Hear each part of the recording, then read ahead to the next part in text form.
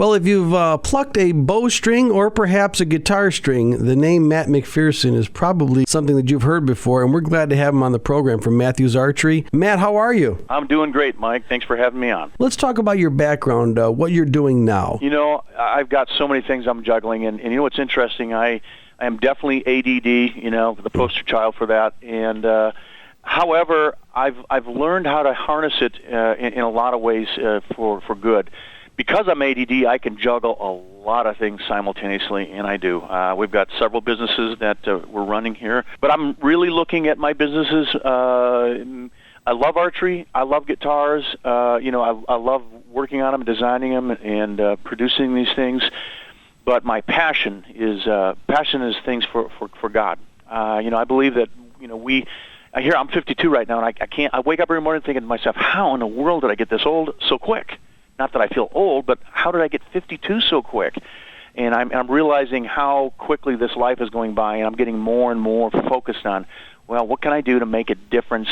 And I've been doing it for a number of years, but I want to be more and more effective and more efficient all the time. So that's kind of my driving force right now. My passion is doing things that have some kind of have an eternal significance, something that matters even 1,000 years from now or 1,000,000 years from now. What am I doing today that makes a difference? So your faith has dictated also where you've gone in your career as far as archery and guitars. No question. I believe that totally. You know, if you don't have faith in God, you're going to serve something. And you know, I don't feel bound by serving God. I feel a privilege to serve God. And so in this case, I just feel like, wow, what a wonderful opportunity for me that God's put me in a position where I can make money and make a difference around the world, and it's the thing that drives me, and it's what brings me peace. I mean, you know, the most important thing in life is having that internal peace, and that's something that most people really struggle with. And I made a decision at a very early age in my life, and I never looked back. And I can tell you, it's just gotten sweeter over the years. It really has. It's gotten better.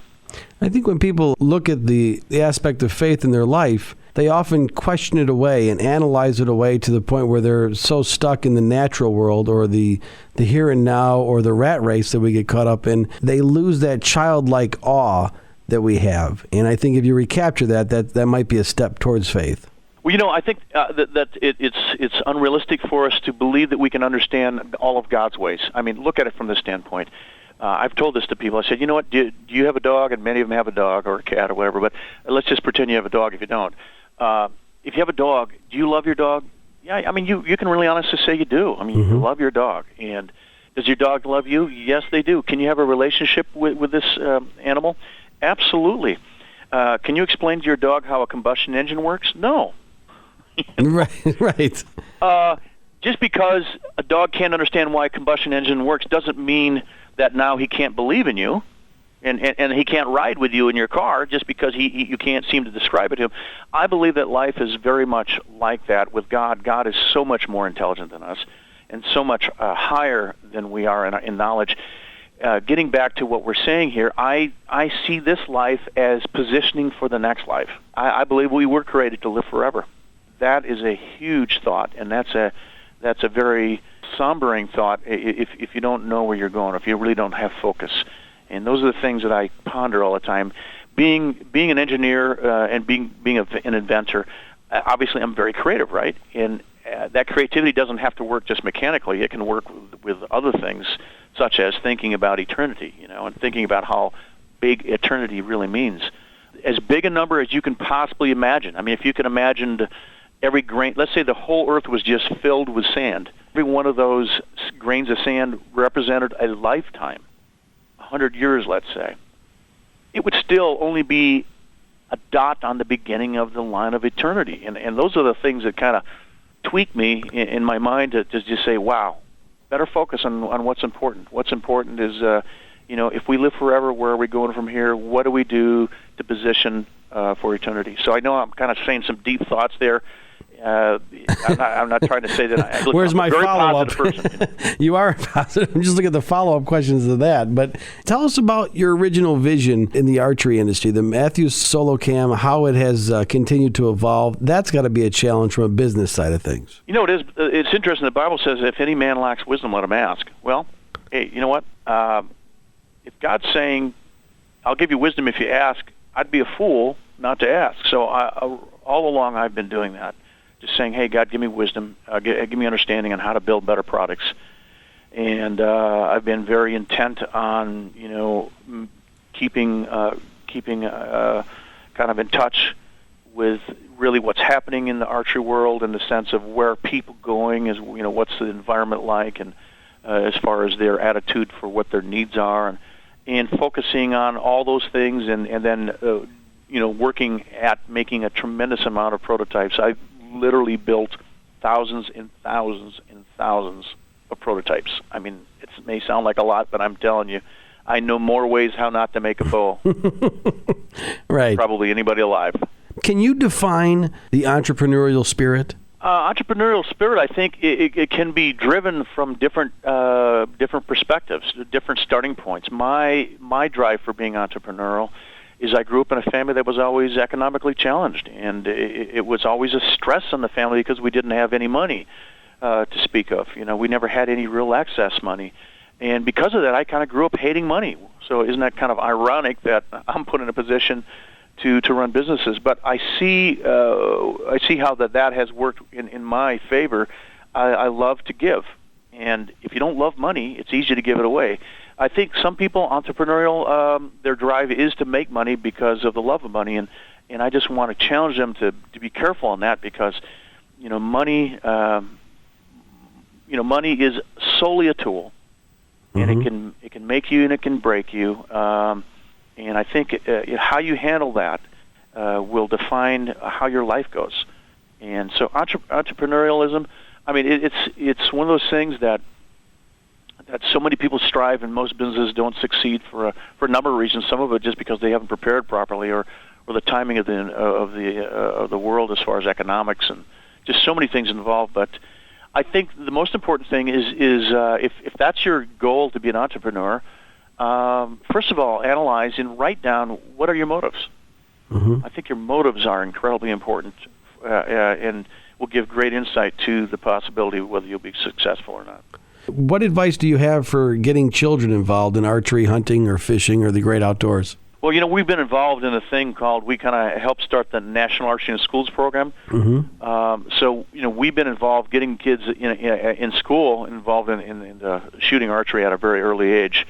And kids are clay, and they can be molded in a good way, they can be molded in a bad way, they can be shaped in a direction that will kind of maybe form the rest of their life. I think, getting kids involved, the bottom line is, for us, is it's much more than just archery. We are seeing literally thousands. There'll be over 1 million kids taught archery in schools this year just with this program, and it's growing very, very rapidly around the world, actually.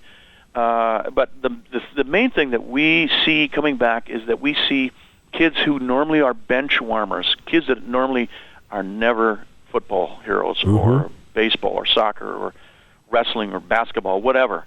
They're just not aggressive. They're not, but they're coordinated. Many of these kids get lost in the world. They just kind of get lost, and they never feel like they're ever good at something. And because of that, sometimes they never have the faith in themselves to be able to succeed. Well, what we're finding is, and we're getting thousands of letters from parents and teachers and principals and such like that are basically saying, this has totally changed my son or this student of mine, and they went from failing to succeeding. I think the key in introducing kids to something is if you can introduce something to them that is a life kind of a thing, a life lesson, that they can be good at something. Those are the things that are going to stick. One of my favorite gifts to give is the Genesis. That has probably opened more families up to archery because it's something you can not only pass down to someone, but pass around. That's right. Yeah, it's amazing. Amazing stuff. The Genesis stuff. bow, the Genesis bow we didn't mention, but the Genesis bow is that bow that is used in the National Archery in Schools. Sure. NASP. Run us through a day in the life of Matt McPherson. I make myself green tea and a bowl of oatmeal, and I do a lot of work at my kitchen table on a computer, and then I'll design those parts up and I send them out to my machine shop. They'll make those parts, and then we'll start running tests. I'll go in and we'll start running tests. I'll have, of course, tremendous amount of meetings that we kind of juggle as far as marketing and the general direction of the company. But for the most part, I've given these things over to an absolutely fabulous group of people that work for me, that are world class, literally world class business people, in the sense of inventory control, marketing areas. I'm involved in all those things, but I learned one thing early on. Hire fantastic people. Don't try to save money there. You gotta hire good people. Good people make things happen. And you can pay a lot of money for someone who doesn't put out too. So I mean, you gotta have good references, but get good people working for you, and that's been a huge impact in our company. The Mathews Archery slogan, "Catch us if you can," has not only raised the bar for the industry as far as equipment goes, but also in marketing. How do you stay ahead of the pack? Well, thankfully, we're in a position economically that we are the largest in the world, and so we have the wherewithal. We have more wherewithal than other competitors typically, and that's part of it. But you know what? You can spend a lot of money. You can spend more money than us, but not be effective. So in every category, we don't assume, even if we're the number one in something, we don't assume that, okay, that's good enough. We really, truly, in every category, whether it's the marketing or whatever, we strive to take it to the next level, continue to take it to the next level. And that does cost a lot of money. We spend literally millions of dollars per year in marketing. Mm-hmm. And you can spend millions poorly and get poor results, or you can spend millions wisely and get dynamic results. We have a lot of momentum, and I don't take it for granted. I assume that we just take it year by year, and that next year is not a given. So I when we get our team together, we talk about, hey, don't take anything for granted here. What can we do to make it better? There's a cultural war being waged against hunting, fishing, and trapping. Give us advice on how you believe we can win that battle once and for all. Honestly, I think one of the best things we could do is getting involved with organizations like Farmers and Hunters Feeding the Hungry. If people come to you and say, you go hunting, and I can't believe you kill deer, and we're saying, well, we give the meat to people that are hungry and in need. Do you have a problem with that? Seriously. Yeah. Farmers and Hunters Feeding the Hungry is an organization that we've been involved with for many years, and I'm a huge believer that is one of the things we need to do. People don't realize this, but there are literally hundreds of thousands of meals made every year from game that has been harvested from sportsmen. Oh, yeah. Sportsmen are the most giving people in the world. People that look at sportsmen and say that how horrible they are because they go hunting, these are the same people that would come and feed them if they were starving. Mm-hmm. Mm-hmm. And they're just salt of the earth people typically, and they're the nicest people that I've ever run to.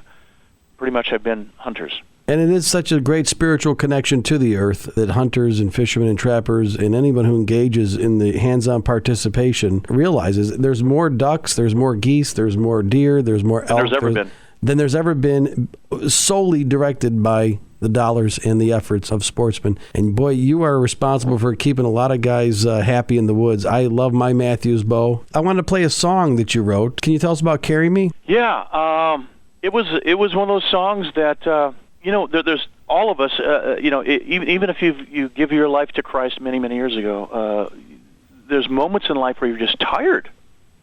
Mm-hmm. From the battle, and I can't say that all of the words in there would represent me, but I know a lot of friends of mine and people that have struggled, in life too. And just at times are just carry me when I'm too weak, too weary to be able to go on myself. And I think God, that's all God wants. He says, cast our cares on Him. Those are the times when we have to just say, hey, I'm not strong enough on my own, and here, Lord, take me. And so it's one of those songs that means a lot to me. I feel it. I feel it a lot when I sing it. So long, far away, so cold and afraid. I've forgotten how to reach you.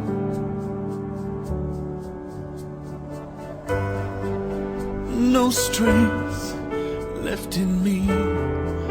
Guess it took this to see just how much I need you to carry me. I'm too weary for walking. Shoulder me, 'cause I can't stand alone.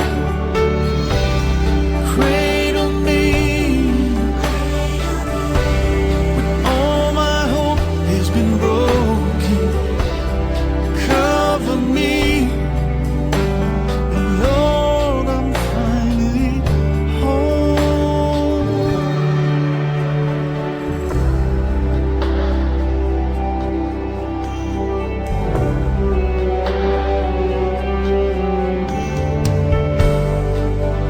Life altered in faith, and I'm so ashamed to come and kneel before you.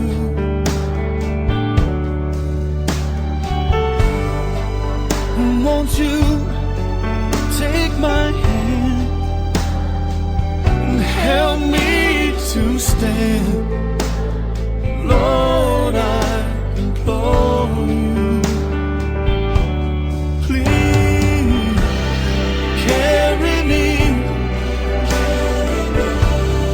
I'm too weary for walking.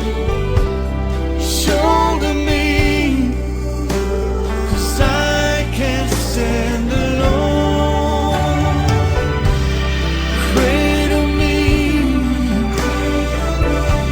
when all my hope has been broken. Cover me, and Lord, I'm finally home.